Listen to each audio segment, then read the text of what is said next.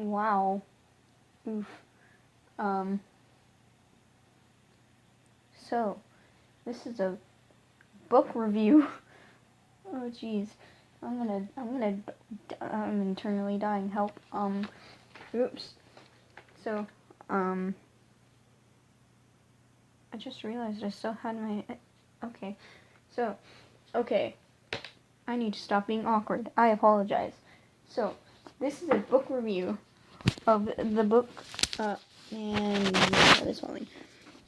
We all looked up. It's a pretty great book there.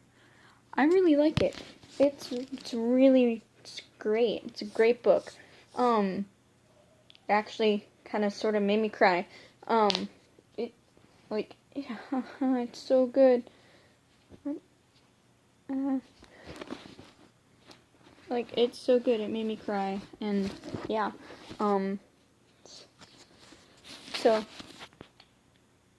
okay, this is obviously going to contain some spoilers, so, be warned. I apologize for being really awkward. Oh, jeez. Okay, so, I'll read the back of the book, real fast. They said the asteroid would be here in 2 months.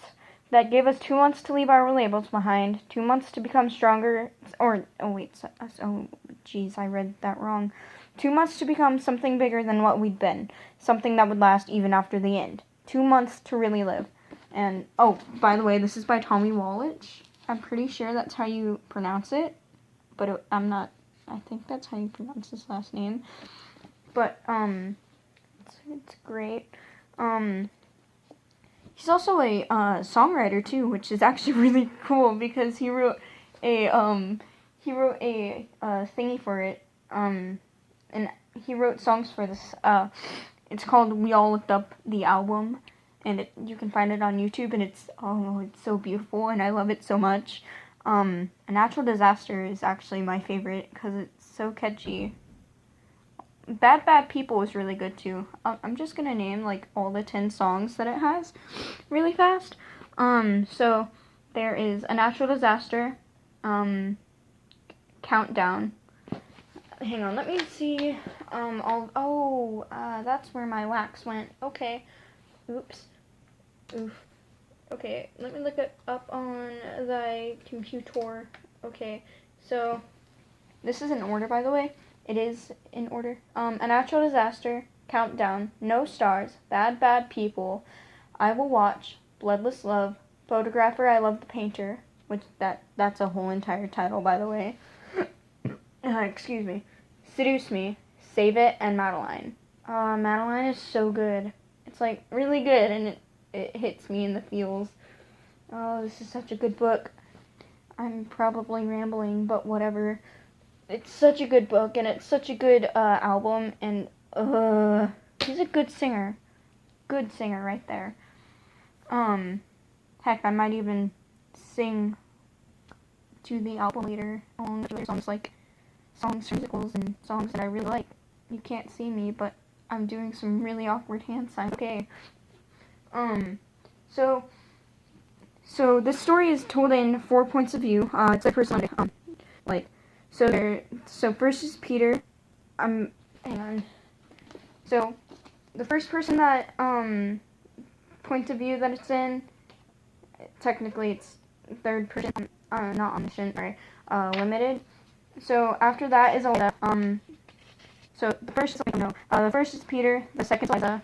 I'm pretty sure the next one is Andy. Yeah, Andy, and then after that is Anita.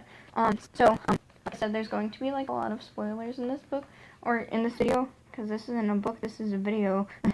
Oh my goodness, if any of my friends are watching, oh dear.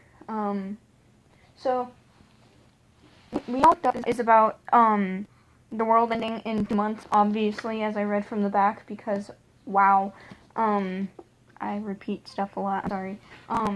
So, everyone living their normal lives and stuff, and so Peter, alrighty, And there are like these pictures, like every like few chapters, I guess. Not sure how many chapters, but I believe it's about the same length each time, like 10 and 9. They're about 45 to 46 pages apart. How much closer it's getting every however many pages it is. The first one is like 45, and it starts out at 10, and then it goes all the way to 0. And I'm just saying, it never actually tells us what happened. I'm probably gonna wind up like reading a few like snippets from like where I like oh no, you know. So yeet, that's a thing. Oh geez, I'm in okay. So Peter and Eliza, let's start with them because yes. So at the end of Peter's chapter, him and Eliza are there, and they're okay. Wait, hang on. Let me start it like basically all throughout Peter's chapter, and let me just tell you, everything gets really sad, and it made me cry. So okay, so it's basically Peter worrying like the first chapter is basically Peter worrying about like what his teacher, Mr. MacArthur, said. And keep in mind, this teacher is actually a pretty lit teacher. I'm just saying. Peter, and I'm about to read a thing. Peter looked down. He'd been staring vacantly at the sky, replaying his brief conversation with Mr. MacArthur in his head. He still wasn't sure what to make of like the second paragraph, because the first paragraph is just his girlfriend, Stacy. She's not, she's kind of important. No, not really. So, and he's thinking that Mr. MacArthur doesn't like him, and his girlfriend Stacy is saying that maybe he's jealous of you. And then later in the chapter, he goes to Mr. MacArthur, and like he's been worrying about this question all day, and he goes to Mr. MacArthur to like talk about excuse me, the question. Wow, this is already almost 9 minutes. Okay. So Peter's been worrying about this all day, the question, and his buddy Cartier Stoffler, I think that's how you say his name, is asking him about it on like page 6, and Peter laughed as convincingly as he could. That's one of the sentences. And it's basically talking about his relationship with Cartier, like Cartier's his buddy. Like there's brother and sister relationships, there's friend relationships, and then there's relationships like love relationships and stuff, as you probably know. So they are buddies and stuff. He's not too important to the plot. He barely shows up, honestly. So, and he's just wondering like what's going to happen after high school. Peter is, and basically like okay, they're all seniors, by the way. I'm just saying. So so the question was, would that be a Pyrrhic victory? I think that's how you pronounce it. I'm not sure, but it's spelled Pyrrhic. And then the guy is a history teacher, Mr. MacArthur is, and so he goes into his office, and he knocks and stuff, of course. And so, oh, this is gonna be a long video. Oh my gosh, I'm so sorry. And so they're basically just talking about the thing that Mr. MacArthur had asked, and yeah. So at the end of this chapter, Eliza comes in, and I'll explain Eliza and Peter's history in a moment after I finish up. So Peter goes out of his office and out of the school and stuff, and they go both him and Mr. MacArthur exit the school. So Eliza had come out.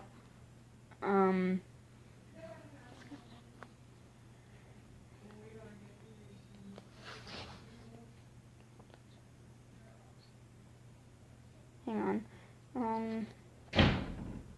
Peter heard the click of a door. Okay, and I'm reading another paragraph real fast, or 3 paragraphs actually, but the other 2 paragraphs after this one is they're really short, like a sentence. Peter heard the click of a door opening nearby. Someone was coming out of the arts building, a swirl of multicolored scarf, and he knew for a fact that she'd knitted herself. Eliza Olive. Pretty sure that's how you pronounce her name. I'm sorry if I'm pronouncing anything wrong. It was the first time they'd been alone together in almost a year, and it was happening today of all days. What did they call that? Serendipity? Eliza, he called out. Do you see that star? Isn't it crazy? But even though she must have heard him, she just kept on walking. And then that's the end of Peter's paragraph for now, because it basically rotates out and stuff.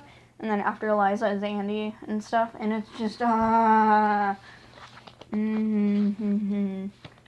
Okay, so it's such a good book. Oh my gosh. So Eliza, so she was working in the photo lab, because she spends most of her free time there, and this is all a year ago, by the way. I'm just like reading small things and altering it a bit. She basically spends most of her free time there, and so yeah, and hang on. She believed photography to be the greatest of all art forms because it was simultaneously junk food and gourmet cuisine, because you could snap a dozen pictures in a couple of hours, then spend dozens of hours perfecting just a couple of them. She loved how what began as an act of the imagination turned into a systematic series of operations, organized and ordered and clear, mixing up the processing bath, developing the negatives, choosing the best shots and expanding them, watching as the images appeared on the blank white paper as if in some kind of backward laundromat. A billowing line of clean sheets, slowly developing stains, then hung up until those stains were fixed forever. And then there was the setting, a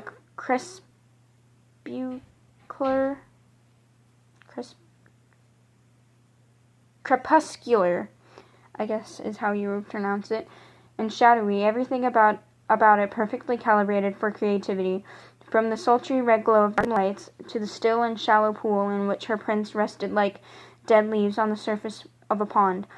If no one else was around, she could put her phone in the dock and blast Radiohead or Mazzy Star out loud enough to make the room tremble with each downbeat to erase the world outside. Sorry. So, and now, like, Peter comes into the photo room. That's what they called it, right?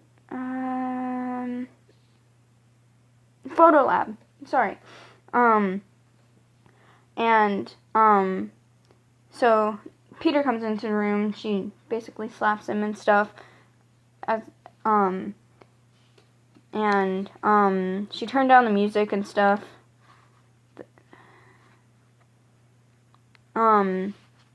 By the way, I'm just gonna let all of you musical fans know, the school is called Hamilton. I'm just saying. Haha. So she was basically, she got scared, obviously. So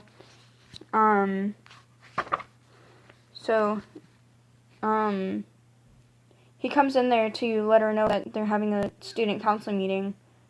And then he gets,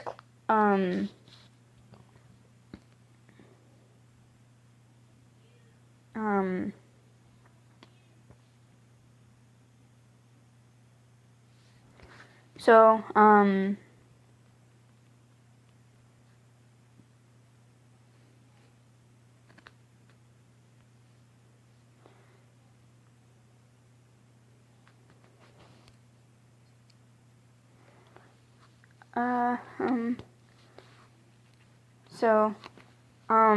he said something that sounded flirtatious.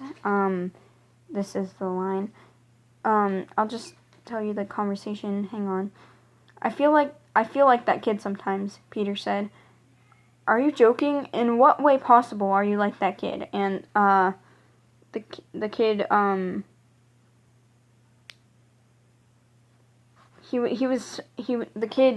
the kid in the photo, was smaller than the others in line and dressed about 10 years too old, and yeah.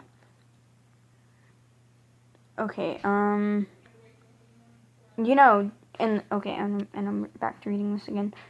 You know, just keeping it together, being good.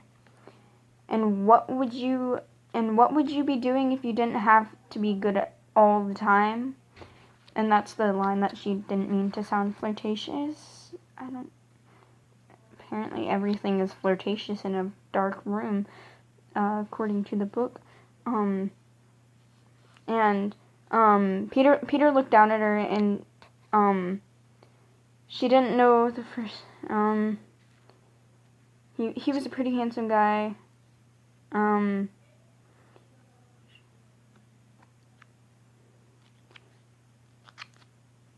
Okay, and so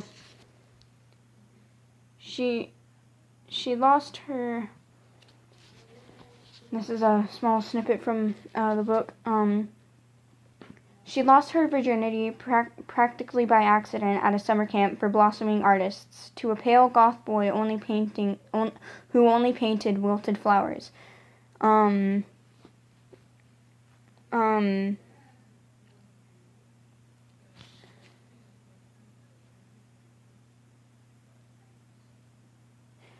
So,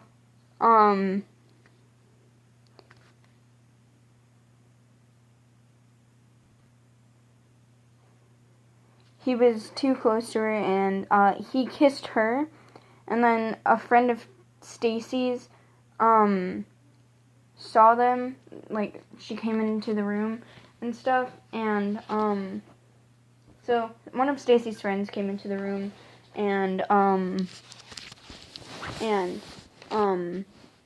she came into the room, and then she was like, oh my gosh. She didn't say anything, but like, that's just how I imagined her, because she was like, you know, and so they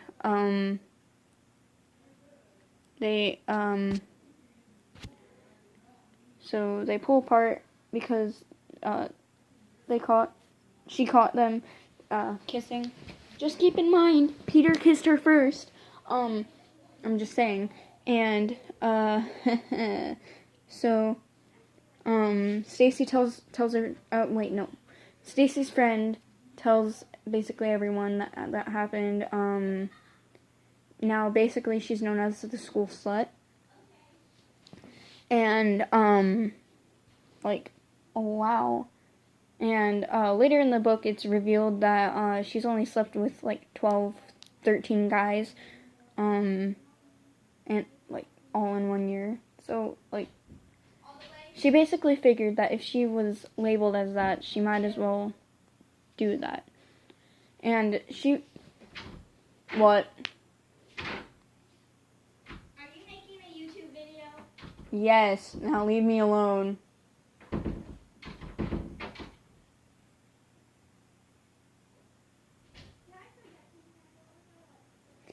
Okay, I'm so sorry about that. I was talking about Eliza.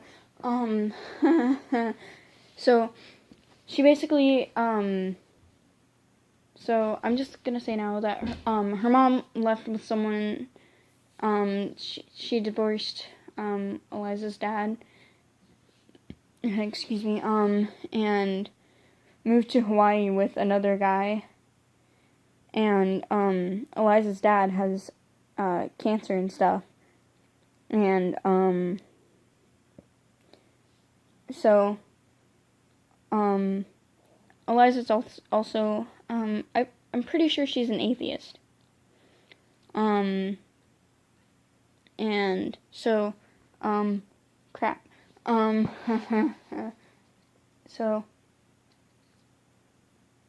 crap.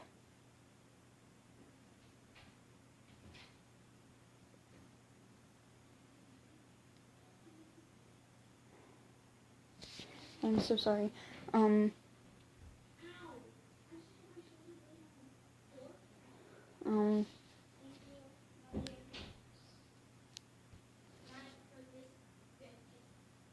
She believes everything that happens is an event.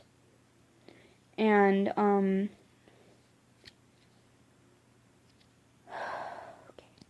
So, she believes everything is an event.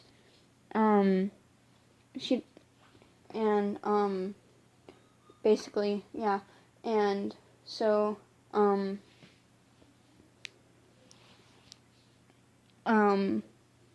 yeah. And, so, I remembered what I was going to say earlier. Yes, thank you, mind. She believes that, even though she might not get happy. What? Are you stuttering? Leave me alone. You're listening at the door, aren't you? Okay. So, she believes that, even though she might not get any, like, happiness from it, basically, that, she believes that guys, like, get happiness subliminally,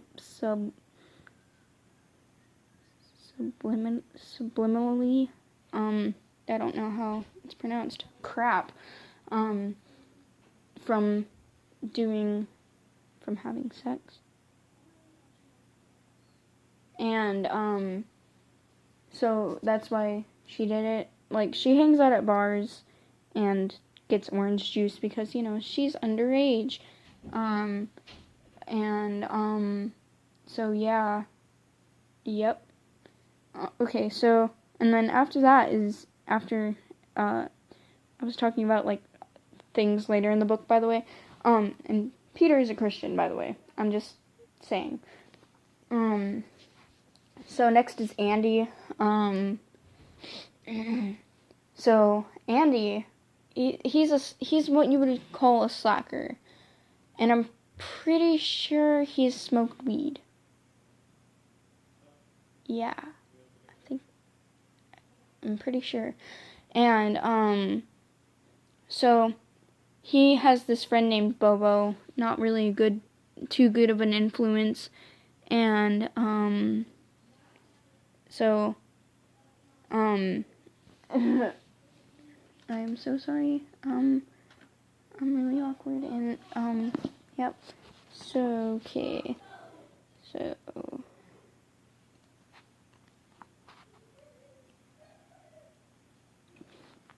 So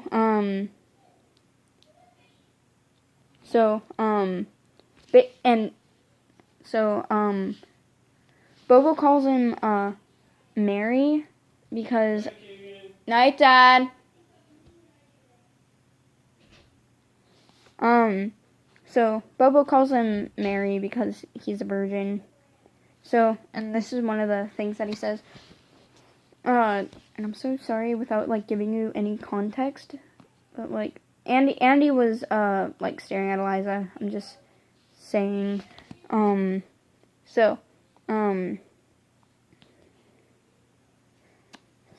and then Boba says, "Come on, it's inevitable. You're the biggest virgin at Hamilton, and she's the biggest slut. You're working the odds. You're just working the odds." That's one of the things that he said, because, you know, the guy's a virgin.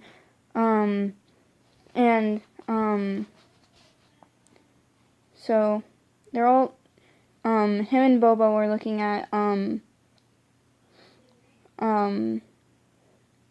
the sky, and it's, like, getting late at night, and then here's another thing from the book. Bobo nodded. "Blame it on the star, dude." Or, wait, he didn't say dude. Crap. Let me just read you, like, 2-4 paragraphs, maybe. "Life sucks," Andy said. "A cliche, sure, but that didn't make it any less true." Bobo nodded. "Blame it on the blue star," he said, purposely misquoting Radiohead. Andy figured it was as good a scapegoat as any. He raised his middle finger toward the sky. And then it says the F word, and then F word you, star. And that's the end of his chapter. And then next is Anita. Oh my goodness, her parents make me so mad. Like, no. So, oh, by the way, Susie O, she's a good counselor and stuff. Susie O is another character in the book, I'm just saying. So, yeah. And Susie O, she,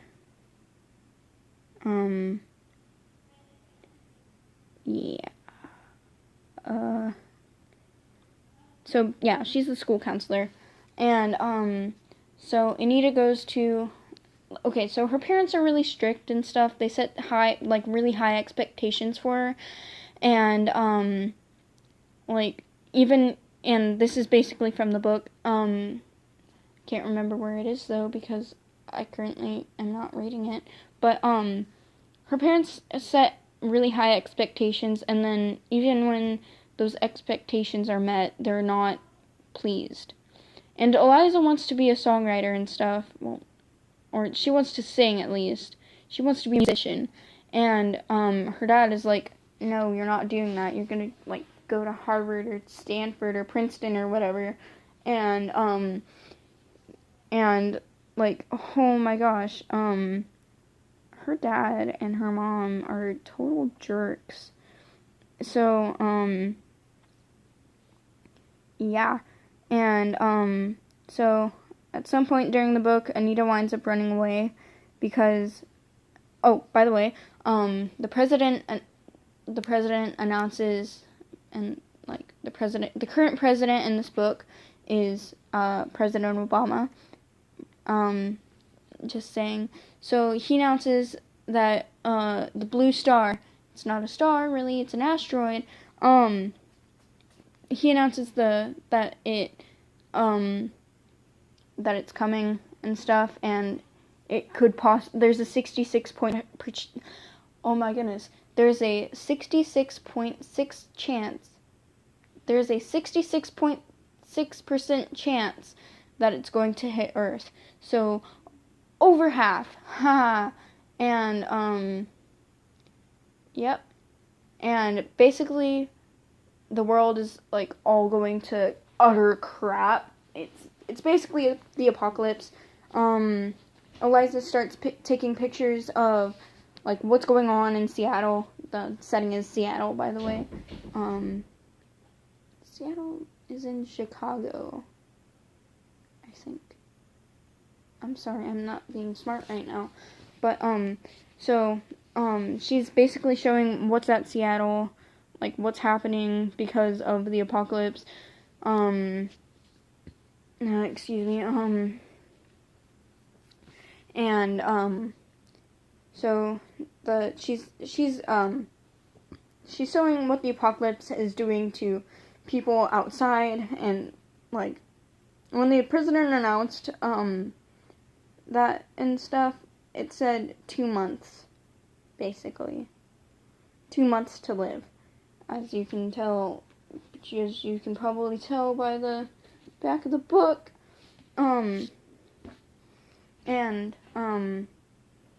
So yeah. And Eliza starts this blog on Tumblr called Apocalypse Already. That'd actually be so cool if, like, someone actually did that, though. And, so she gets, like, 500,000 followers or whatever.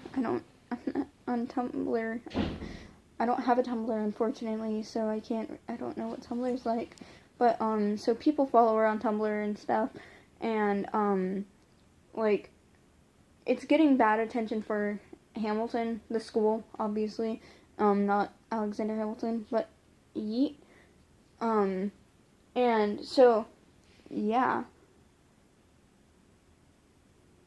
And, so, yeah. So, at some point, Anita and Andy meet, and they start, like, writing songs together and stuff, and, so I'm just, like, rambling about the book, and I'm so sorry. This isn't really a review, but I'm just saying it's so good. I recommend it, like, 100% because OMG, it's so good.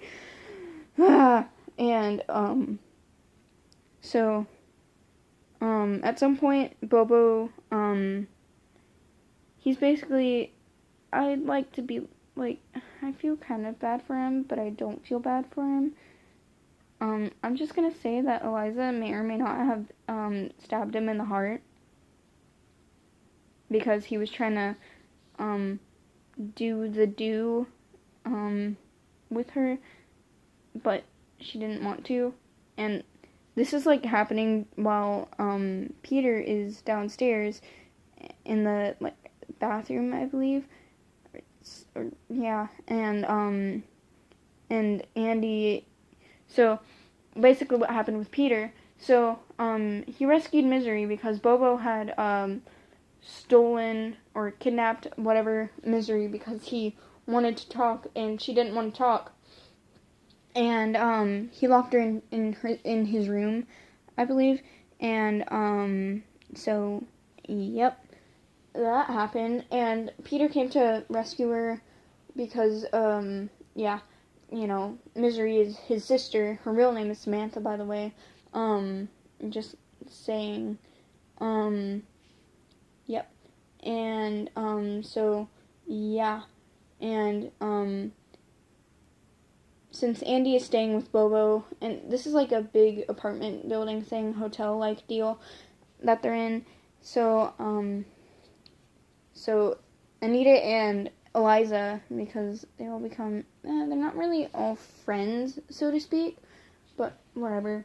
I'm just saying now, Peter has broken up with, Stacy, just saying, and Peter likes Eliza, that's the reason why he broke up with Stacy, and, so, I'm gonna, and, yeah, so, and Andy runs downstairs after Bobo, and Bobo, beats Andy, I mean, not Andy, Peter to a bloody pulp, basically, and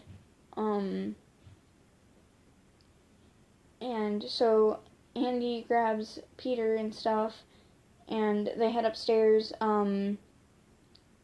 Anita shot Golden. Eliza wound up stabbing Bobo, like, because she had a, I think it's pronounced Bowie knife, or whatever, but whatever. so yep, and they drive back.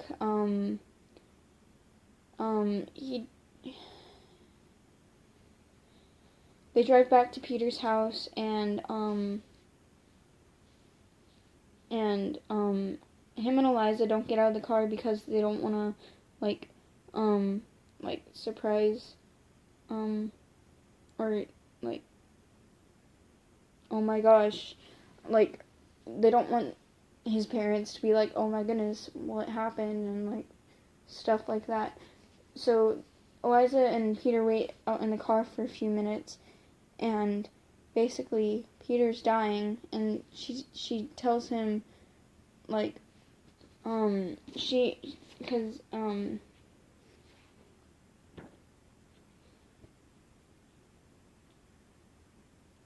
hang on. Oof. Okay, so,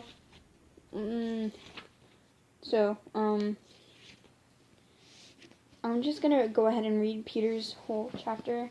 I really hope this isn't copyright, in all honesty, because I don't want it to be copyright. I really don't want this to be copyrighted. Oh my gosh. Wow, I'm okay. I'm about to read it now. More time? Don't be greedy, Peter. What would we do with it? I'm serious. I know, but don't be. I'll lose my... And then it says the S word, but I'm not allowed to say this.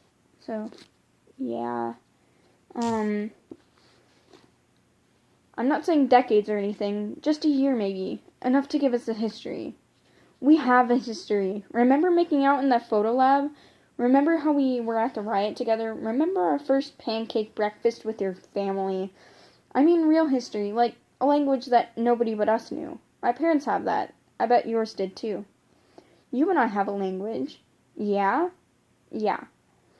And then say something to me in it. You have pretty eyes.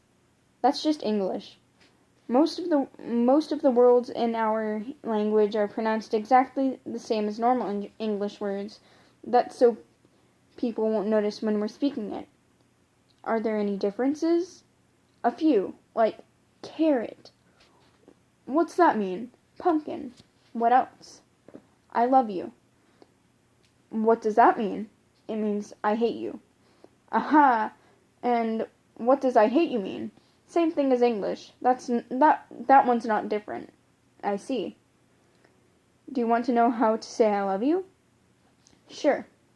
Eliza leaned down, her hair making a little bower, whatever, around his face, and for a second he could ignore the pain that lanced through his chest every time he inhaled. Quickly, like a cat lapping milk, she licked the tip of his nose. Like that. That's not words. Our language is half sign language, half actual words. It's very complicated. That's why we're the only ones who speak it. He heard the catch in her voice. Somehow it seemed incredibly important that he kept her from crying for as long as possible.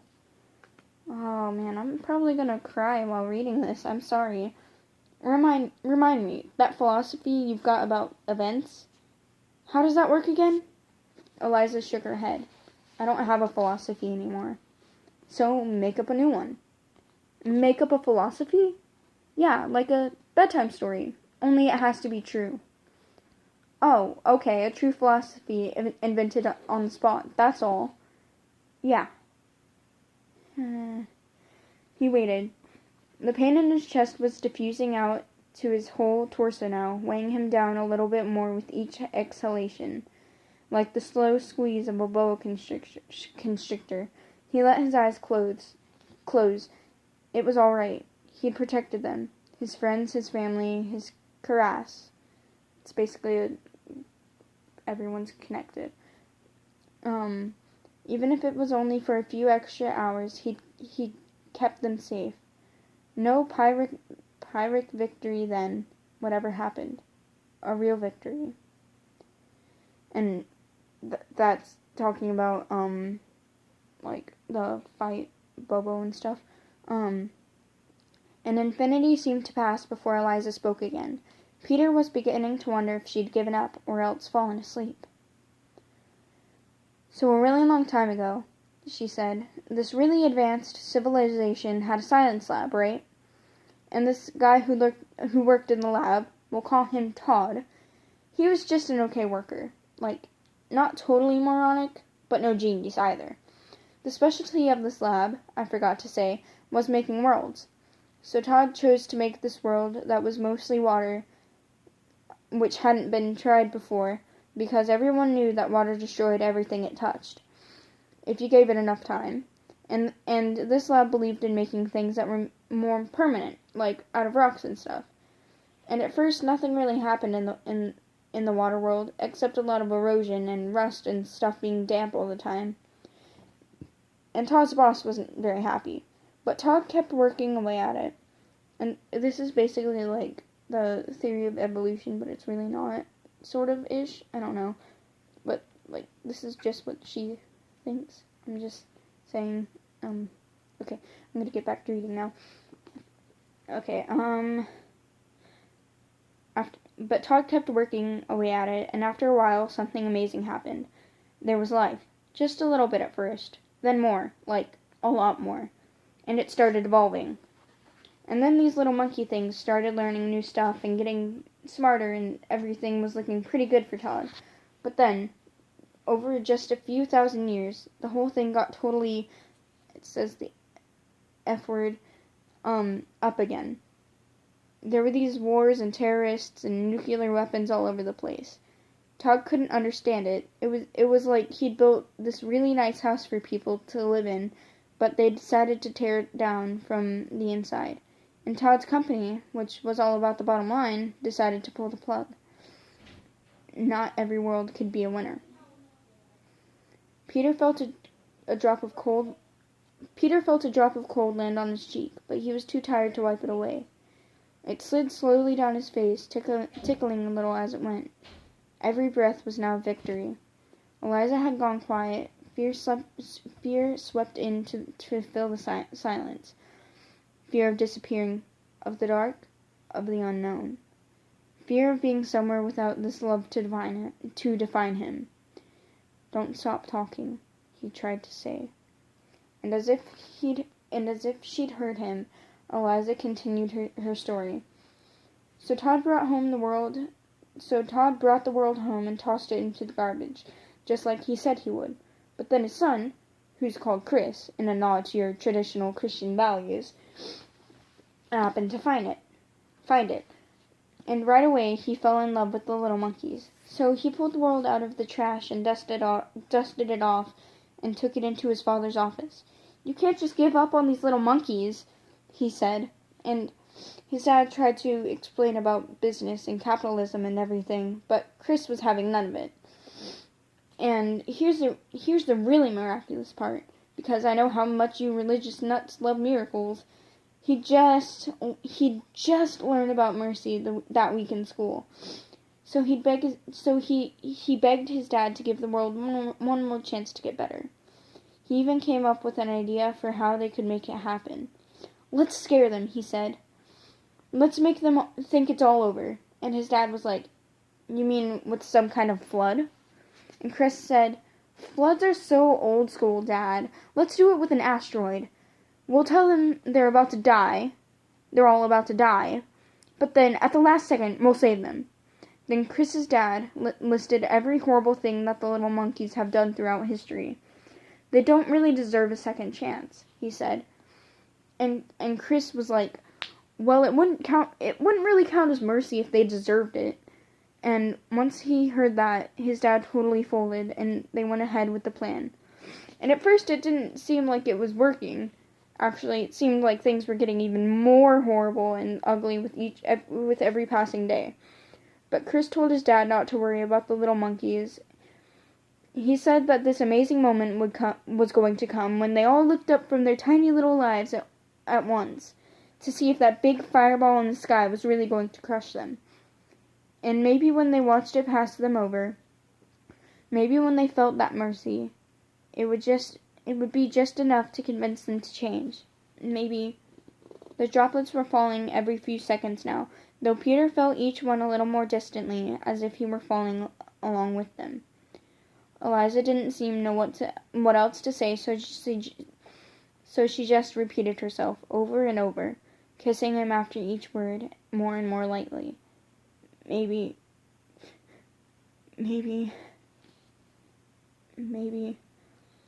He didn't feel anything when she licked her own tears off the bridge. Oh my goodness. He didn't feel anything when she licked her own tears off the bridge of his nose.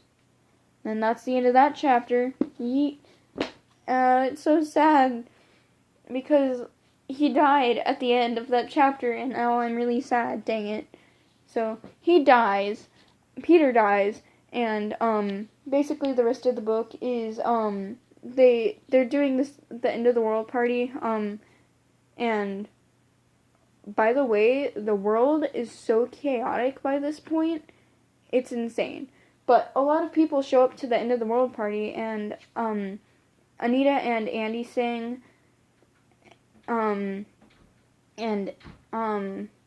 like, these are some songs from, like the songs from the album. Like, some of the songs are based off the book, and then there are some songs that are in the book. And, so they sing, earlier in the book, it says, Eliza's apartment building burned down, and she thought her dad was in it, but he wasn't. Just saying. And, so her dad finds her, and, I'm so sorry if I didn't get, like, all of the characters in here. I'm sorry, but, it's, like, 47 minutes in, and, so, yeah. And, so they all have this big party, basically everyone, like, a good majority of the people came because of Eliza's, Tumblr blog, Apocalypse Already, and so all these people came. Anita and Andy sang songs, and then after that they all sat and